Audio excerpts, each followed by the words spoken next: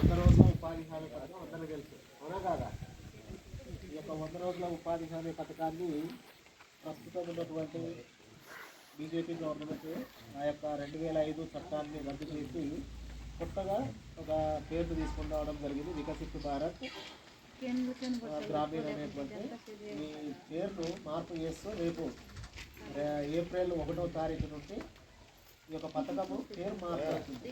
అదేవిధంగా గతంలో మనకు 100 రోజులు మాత్రమే పని దినాలు కల్పించడం జరిగింది ఒక కుటుంబానికి. అంటే ఒక జాబ్ కార్డులో భార్య భర్త పిల్లలు ఎవరైతే ఉన్నారో 18 సంవత్సరాలు పైబడిన వాళ్ళు ఇద్దరు కానీ ముగ్గురు కానీ ఉంటే వాళ్ళకు 100 రోజుల ఉపాధి పని దినాలను కల్పించడం జరుగుతుంది గతంలో అయితే. కానీ ప్రస్తుతం 125 రోజులకు పెంపు చేయడం కూడా జరిగిందనమాట. కాబట్టి నెక్స్ట్ రేపు 1వ తారీఖు నుండి ఈ పథకం యొక్క పేరు మారడం జరిగింది, వికసిత్ భారత్ గ్రామీణ అనేటువంటి రామ్జీ గ్రామీణ అనేటువంటి పేరును పెట్టడం జరిగింది. కాబట్టి దీన్ని గమనించవలసిందిగా కోరడమైంది. అదేవిధంగా 125 దినాల పని దినాలు ప్రతి కుటుంబానికి కూడా ప్రభుత్వము కల్పించడం జరుగుతుంది. ఇది ప్రాముఖ్యమైనది.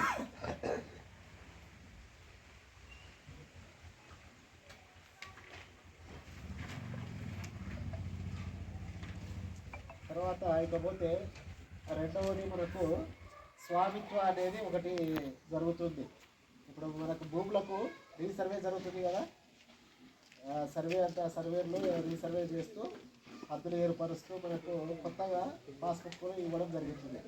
అదేవిధంగానే స్వామిత్వ అనేది కేంద్ర ప్రభుత్వం మనకు స్టార్ట్ చేయడం జరిగింది. దాంట్లో భాగంగా గత మొదటి 2వ ఫేజులలో మనకు కొన్ని గ్రామాలు మన మండలంలో సర్వే చేయడం జరిగింది. గ్రామంలో ఉన్నటువంటి గ్రామ కట్టాలు ఏవైతే ఉన్నాయో గ్రామ కట్టంలో ఉన్నటువంటి గ్రామ కట్టాల యొక్క సరిహద్దులను నిర్ణయించి ఆ యొక్క గ్రామ కట్టంలో ఉన్నటువంటి ఇండ్లు అయితేనేమి ఖాళీ స్థలాలు అయితే వీటికన్నిటికి కూడా కొలతలు వేసి మీ యొక్క హద్దులను ఏర్పరిచి మీకు భూ యాజమాన్య ధృవీకరణ పత్రాలు అనేది మంజూరు చేస్తారు.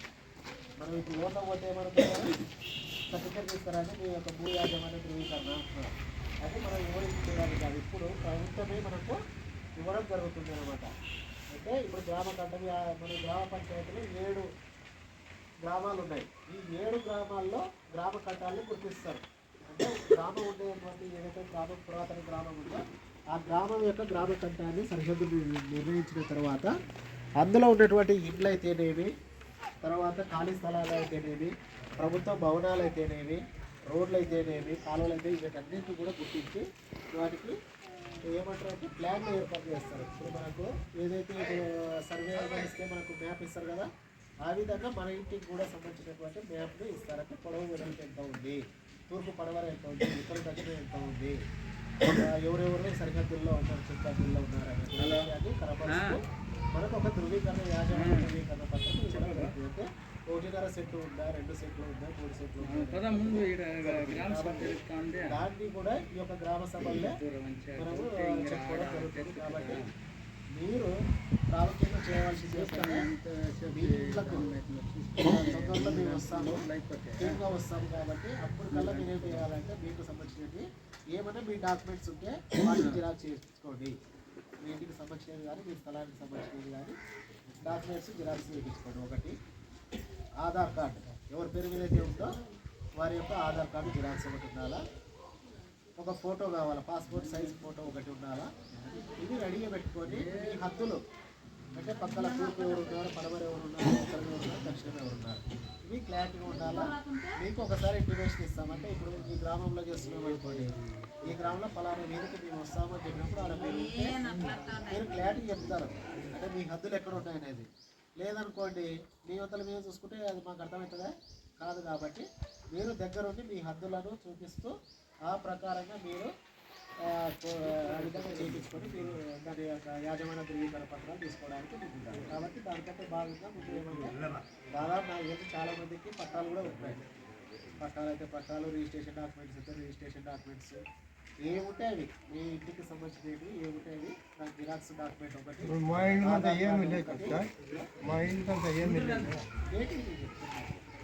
పెట్టుకోండి. రిజిస్ట్రేషన్ పెట్టుకున్నారు గ్రామ కట్టంలో రిజిస్ట్రేషన్ ఇవి కూడా ఉంటాయి, రిజిస్ట్రేషన్స్ ఉన్నాయి కాబట్టి దాని ప్రకారం కొలుస్తారు అట్లా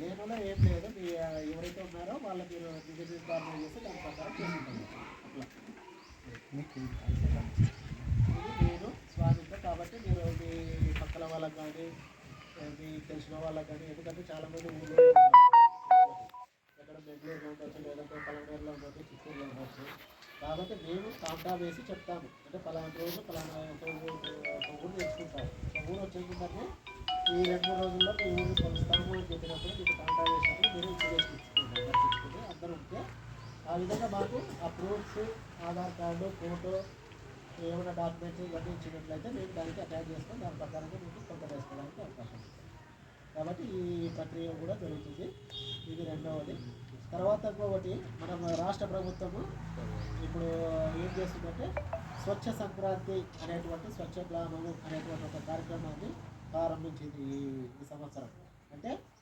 రేపు సంక్రాంతి జరగబోయే నాటికల్లా మన గ్రామాలన్నీ కూడా పరిశుభ్రంగా ఉండాలి రోడ్ సైడ్ ఉండేటువంటి చెత్తలు కానీ ఏమీ లేకుండా రేపు మన వాళ్ళు కొంతమంది ఫారిన్లో ఉండొచ్చు లేదంటే బెంగళూరులో ఉండొచ్చు హైదరాబాద్లో ఉండొచ్చు పని చేస్తూ పండుగలకు వస్తారు కదా వచ్చేటప్పటికల్లా మన గ్రామము పరిశుభ్రంగా ఉండాలనేటువంటి ఉద్దేశంతోనే స్వచ్ఛ సంక్రాంతి స్వచ్ఛ గ్రామం అనేటువంటి ఒక కాన్సెప్ట్ని తీసుకుని రావడం జరిగింది దాంట్లో భాగంగా మన గ్రామంలో రోడ్ సైడ్ ఏమైనా మన గ్రామాలు ఏమైనా ఉన్నాయి కానీ ఈ రేపు 15 నాటికల్లా మనం అంతా కూడా రోడ్ సైడ్ ఉండేటువంటి కూడా తొలగించేసి నీట్గా చేయడం జరుగుతుంది ఇది ఒక కాన్సెప్ట్ కాబట్టి ప్రాముఖ్యంగా ఈ 3 అంశాలు మనకేమంటే జాతీయ గ్రామీణ ఉపాధి హామీ పథకాన్ని పేరు మార్చడం జరిగింది వికసిత భారత్ అనేటువంటి పేరును మార్పు చేస్తూ చట్టం తీసుకురావడం జరిగింది ఇది 1 ఏప్రిల్ 2026 నుండి అమల్లోకి వస్తుంది దాంట్లో భాగంగా 100 రోజుల పని దినాలు ఉండేవి 125 రోజులకు మనకు పెంపు చేయడం జరిగింది రెండవది స్వామిత్వ ఈ స్వామిత్వలో భాగంగా మనము మన గ్రామ కట్టాలు ఏవైతే ఉన్నాయో వాటన్నిటి కూడా దాంతోపాటు ఏమైనా ఎక్స్టెండెడ్ గ్రామ కట్టాలు అంటే ఒక చోట 10 కంటే ఇండ్లు ఎక్కువ కట్టుకున్నారు అనుకోండి అంటే గ్రామ కట్టం కాకుండా పొలాల్లోనే ఎక్కడో చోట కట్టుకుంటారు అక్కడ 10 కంటే ఎక్కువ ఉంటే దాన్ని ఎక్స్టెండెడ్ గ్రామ కట్టాలు ఉంటారు 10 కంటే ఎక్కువ ఉంటే కానీ దాన్ని కూడా తీసుకొని వాటికి కూడా భూ యాజమాన్యాన్ని ధృవీకరణ పత్రాలు కూడా మంజూరు చేయాలి అదేవిధంగా స్వచ్ఛ గ్రామం స్వచ్ఛ సంక్రాంతి ఈ 3 కార్యక్రమాల్లో భాగంగా మనమందరం కలిసి చేసుకుంటే మన గ్రామాల్లో పరిశుభ్రంగా పెట్టుకోవడం జరుగుతుంది ప్రాముఖ్యంగా ఏమైతే ఈ పేడ దిబ్బలు ఉంటాయి రోడ్ సైడ్ ఈ రోడ్ సైడ్ అనే పేడ దిబ్బలు అనేవి వేయకూడదు మనం ఎందుకంటే ఆ పేడ దిబ్బలు వేయడం వల్లే మనకు ఊరు అనేది అపరిశుభ్రంగా కనపడుతుంది కాబట్టి ఎవరైతే పేడ దిబ్బలు ఉన్నాయో వారు మీకున్న స్థలాల్లో మార్చుకోండి అది నేను మొన్న కల్లుపల్లిలో కూడా చెప్పాను వెలితిమండపల్లిలో 2 ఉన్నాయి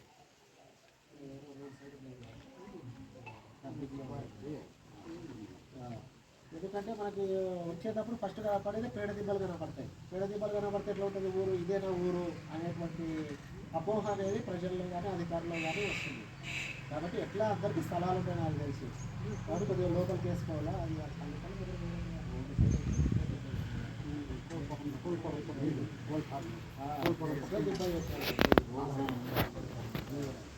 కాబట్టి ఇది దీంట్లో భాగంగా అదేవిధంగా మనం చెత్తరహితంగా గ్రామంగా మన గ్రామాన్ని చేయాలంటే ప్రాముఖ్యంగా మనకి ఏముండాలంటే ప్రతిరోజు క్లాప్ మిత్రాలు ఏర్పాటు చేసుకొని చెత్త బండి ద్వారా ఇల్లు తిరుగుతూ మనం చెత్తను సేకరించాలి మనకైతే ఇప్పుడు అన్న వాళ్ళ ద్వారా 2 క్లాప్ మిత్రాలు వచ్చినారు మనకి బండ్లు రిపేర్ కావాలా ఆ బండ్లు కానీ రిపేర్లు అయినాయంటే కదా మనం అంతవరకు ఒక ట్రాక్టర్ పెడతారు పెట్టేస్తే వాళ్ళకి కొంచెం అవేర్నెస్ వస్తుంది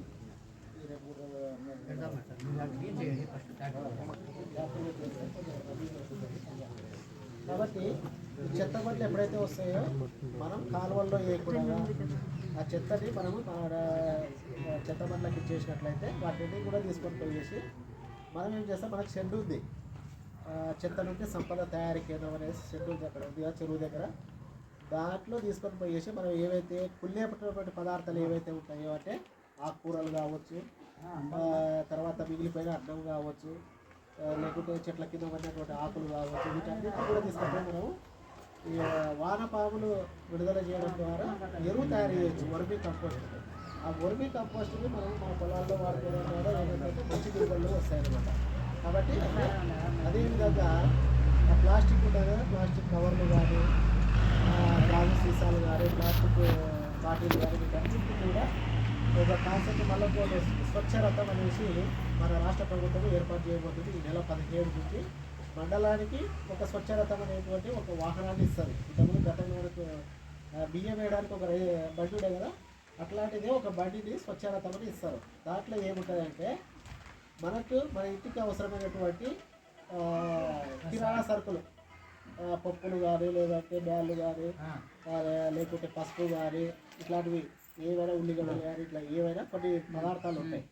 మనము మన ఇంట్లో ఉన్నటువంటి అట్టపెట్టెలు కానీ, ప్లాస్టిక్ వస్తువులు కానీ, వీటన్నిటి కదా వాళ్ళకి అమ్మినట్లయితే, వాళ్ళు ఒక ప్లాస్టిక్ 5 రూపాయలు కేజీ అనుకోండి, మనం ఒక 5 కేజీలు ఇచ్చినామనుకోండి, 25 రూపాయలు అవుతుంది. ఆ 25 రూపాయలకు సమానమైనటువంటి సరుకులు మనకి ఇస్తారు. సబ్బులు కావచ్చు, షాంపులు కావచ్చు, తర్వాత నిత్యావసర సరుకులు ఏవైతే ఉంటాయో అవన్నీ ఇస్తారు. అంటే మన గ్రామాన్ని మనం పరిశుభ్రంగా ఉంచుకోవడం కోసము చెత్తను ఎక్కడ పడితే అక్కడ కాలువల్లో కానీ, రోడ్లపైన కానీ వేయకుండా దాన్ని మనము మన ఇంట్లో ఉన్నటువంటి చెత్తను అమ్ముకోవడం ద్వారా మనకు కొంత సరుకులు కూడా వస్తున్నాయి. అది పైలట్ ప్రాజెక్టు కింద తూర్పుగోదావరి, పశ్చిమ గోదావరి జిల్లాల్లో ప్రారంభించడం జరిగింది. దాన్ని ఈ నెల 17 నుండి అన్ని మండలాల్లో స్టార్ట్ చేశారు. మన మండలానికి కూడా ఒకటి వస్తుంది. అంటే ప్రతిరోజు రాదు అది. ఇప్పుడు మన మండలానికి ఒకటి వచ్చిందంటే మనకు 18 గ్రామ పంచాయతీలు ఉన్నాయి. అంటే డేట్లు ఇస్తారు మనకు, ఫలానా రోజున ఒక రోజు వస్తుంది అనేసి. ఆ విధంగా వచ్చినప్పుడు మనం చెత్తనంతా పోగు చేసుకొని పెట్టుకోవాలి. ప్లాస్టిక్ డబ్బాలు అయితే ఇప్పుడు చెత్త సామాన్ల వాళ్ళకి మనం ఇస్తున్నాం కదా, అంతా పోగు చేసి పెట్టుకుంటాము. కొత్త సామాన్ల వాళ్ళకి పాత సామాన్లు ఇచ్చేసి కొత్త సామాన్లు కొంటాం. అదేవిధంగానే ఇది కూడా ఆ విధంగా ఉంటుంది కదా. కాబట్టి ఇది విధంగా ఉంటుంది. అదేవిధంగా ప్రాముఖ్యమైనది ఏమిటంటే ఇంటి పన్నులు, ఈ కందాయం అంటారు కదా మీరు, ఈ ఇంటి పన్నులు అనేవి మనము ఎప్పటికప్పుడు కట్టుకోవాలి. అవి కట్టుకుంటే మనకు సేఫ్ సైడ్గా ఉంటుంది. మనం అంటే గ్రామ పంచాయతీలో మనం ఉన్నందుకు, గ్రామ పంచాయతీ మనకు నీరు అందిస్తున్నందుకు, స్ట్రీట్ లైట్లు మెయింటెనెన్స్ చేస్తున్నందుకు, కాలువలు శుభ్రపరుస్తున్నందుకు, అనేక రకాల సంక్షేమ పథకాలు ప్రభుత్వం అందిస్తున్నందుకు మనము సర్వీస్ ఛార్జీగా మనము ఇంటి పన్ను అనేది చెల్లించాలి. అది స్వచ్ఛందంగా మనమే కట్టుకోవాలి. కాబట్టి అవన్నీ కూడా మనం కూడా గ్రామ పంచాయతీకి ఇంటి పన్నుల వల్ల చెల్లించినట్లయితే మనము గ్రామంలో వీధులు శుభ్రపరచడానికి అయితేనేవి, త్రాగునీటికి సంబంధించినటువంటి మెయింటెనెన్స్ చేసుకోవడానికి అయితేనేవి, ఇవన్నీ కూడా ఉపయోగపడతాయి. కాబట్టి ఈ విధంగా మనమందరం కూడా మన పంచాయతీ బాగుపడాలంటే మనమే పాలు పంచుకోవాలి. అందరం కలిస్తేనే అవుతుంది. ఏదో ఒక అధికారులు లేదంటే ఒక నాయకులు వాళ్ళు మాత్రమే చేస్తే గ్రామం అభివృద్ధి కాదు. అందుకోసమే గ్రామ సభ అనేది ఏర్పాటు చేయడం జరిగింది. గ్రామ సభ అంటే గ్రామంలో ఉన్నటువంటి ఓటు హక్కు కలిగినటువంటి ప్రతి ఒక్కరూ కూడా గ్రామ సభలో పాల్గొంచుకోవడానికి అవకాశం ఉంటుంది. మామూలుగా గ్రామ పంచాయతీ అయితే ఓన్లీ ఎన్నికైనటువంటి వార్డు సభ్యులు మాత్రమే గ్రామ పంచాయతీలో ఉండాలో, వాళ్ళు మాత్రమే నిర్ణయాలు తీసుకోవాలి. కానీ ఆ విధంగా కాదు. గ్రామ సభలో ఓటు హక్కు కలిగినటువంటి ప్రతి ఒక్కరు కూడా మనము సలహాలు, సూచనలు అన్నీ ఇవ్వడానికి గ్రామ పంచాయతీకి అవకాశం ఉంటుంది. కాబట్టి గ్రామ సభను ఏర్పాటు చేయడం జరుగుతుంది. అందుకోసమే మనకు రాజ్యాంగము 4 సార్లు కంపల్సరీగా గ్రామ సభ నిర్వహించాలి అనేటువంటి ఒక చట్టాన్ని తీసుకొని రావడం జరిగింది. దాంట్లో భాగంగానే మనకు యాక్చువల్గా జనవరి 2వ తారీఖు ఉంటుంది ఫస్ట్ గ్రామ సభ. దాన్ని ఏం చేసినట్టే మన రాష్ట్ర ప్రభుత్వము 5వ తారీఖుకి మార్పు చేసి ఈరోజు నిర్వహించాలని చెప్పడం జరిగింది అనమాట. 2వ గ్రామ సభని డాక్టర్ బిఆర్ అంబేద్కర్ గారి యొక్క జయంతిని పురస్కరించుకొని ఏప్రిల్ 14న మనకు 2వ గ్రామ సభ నిర్వహిస్తాం. తర్వాత 3వ గ్రామ సభని జూలై 2వ తారీఖున నిర్వహిస్తాం. అంటే 3 మాసాలకు ఒకసారి ఖచ్చితంగా, సంవత్సరంలో 12 నెలలు కదా, 12 నెలలని 3 మాసాలకు ఒకసారి మనము గ్రామ సభ నిర్వహించుకునేటట్లు చట్టం తీసుకొచ్చింది. అదేవిధంగా చివరిగా 4వ గ్రామ సభని మనము జాతీయ మహాత్మా గాంధీ యొక్క పుట్టినరోజు సందర్భంగా అక్టోబర్ 3వ తారీఖున మనము గ్రామ సభను నిర్వహించడం జరిగింది. కాబట్టి ఈ యొక్క గ్రామ సభలో మనము చర్చించుకొని మన గ్రామానికి ఏమేమి అవసరము, నిజంగా మన గ్రామంలో నిరుపేదలైనటువంటి వారు ఎవరైనా ఉన్నారా, పెన్షన్ గారి వాళ్ళు ఎవరైనా ఉన్నారా, వాళ్ళందరినీ కూడా ఎన్నుకోవడానికి గ్రామ సభ అనువైనది. అదేవిధంగా ఇల్లు లేని నిరుపేదలు ఎవరైనా ఉన్నారా వారిని అందరినీ కూడా ఎదుర్కోవడానికి గ్రామ సభలే కరెక్ట్. ఎందుకంటే గ్రామ సభలో అందరూ ఉంటారు కాబట్టి ఎవరెవరు ఫలానా వ్యక్తికి పొలం ఉందా లేదా, ఫలానా వ్యక్తి నిజంగా నిరుపేద లేదా కాదా, లేదా కాదా. పెన్షన్లు అనేది ప్రస్తుతం అయితే మనకు ఆన్లైన్లో అప్లై చేసుకోవడానికి అవకాశం లేదు, గవర్నమెంట్ అయితే ఇవ్వలేదు. కేవలం ఇప్పుడు మనకు ఎవరైనా పెన్షనర్ చనిపోతే వృద్ధాప్య పెన్షన్ కలిగినటువంటి పురుషులు ఎవరైనా చనిపోయినట్లయితే వారి యొక్క భార్య యొక్క ఎవరైతే ఉంటారో వారికి వితంతు పెన్షన్ రావడానికి అవకాశం ఉంటుంది.